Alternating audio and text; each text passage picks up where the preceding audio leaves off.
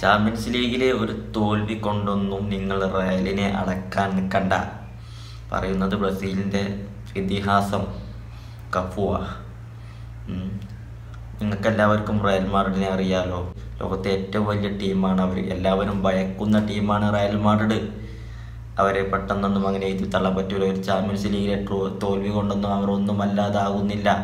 അവർ അടുത്ത സീസണിൽ കരുത്തരായിട്ട് തിരിച്ചു വരുമെന്ന് തന്നെയാണ് കഫു പറഞ്ഞിട്ടുള്ളത്. നമുക്കറിയാം കാർലോസ് ഏഞ്ചലോട്ടി റയൽ മാഡ്രിഡിൻ്റെ സ്റ്റാറ്റസ് ഒന്ന് താന്ന് കിടക്കുകയാണ്. ഇനിയിപ്പോൾ ഒരു നല്ലൊരു മത്സരം ബാഴ്സക്കെതിരെ കോപ്പ ഡെൽ റേ ഫൈനലിൽ വരുന്നുണ്ട്. അത് നല്ലൊരു ഗെയിം തന്നെയാണ്. നമുക്കറിയാം ബാഴ്സലോണയുടെ സ്റ്റാറ്റസ് ഇപ്പോൾ എന്താണ്, റയലിൻ്റെ സ്റ്റാറ്റസ് ഇപ്പോൾ എന്താണ് എന്നൊക്കെ നമുക്ക് അറിയുന്നതാണ്.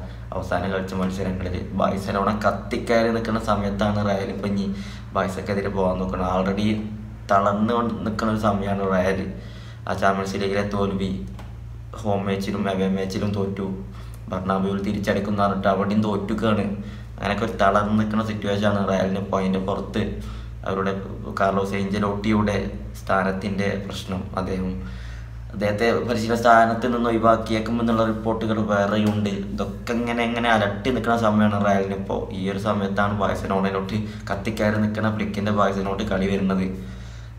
മത്സരം ഒന്നര കാണാൻ മാത്രം ഉണ്ടാവും. ഏതായാലും ഇപ്പോൾ കഫു പറഞ്ഞ വാക്കുകൂടാണ് ഈ ഒരു ചാമ്പ്യൻസ് ലീഗിൽ തോൽവി കൊണ്ടൊന്നും നിങ്ങൾ റയൽ മാഡ്രിഡിനെ അളക്കാൻ നിൽക്കണ്ട. അവർ ശക്തമായിട്ട് തിരിച്ചു വരുമെന്നുള്ളത്.